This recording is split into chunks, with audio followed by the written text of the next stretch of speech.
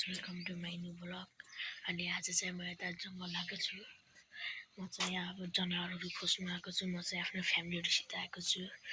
अब चाहिँ म हजुरलाई यताहरूको भ्यू देखाउँछु। ल गाइज यताहरू यस्तो छ गाइज। हजुरहरूलाई चाहिँ म फोटो पनि देखाउँछु के देख्छु ल गाइज। अनि यहाँ चाहिँ हामुरको गाडी छ। उता चाहिँ हामुरको गाडी छ। हामी सिस्टम आएको छ। म चाहिँ हामी आएको छु। चाहिँ म माथि गएर आएको छु। ल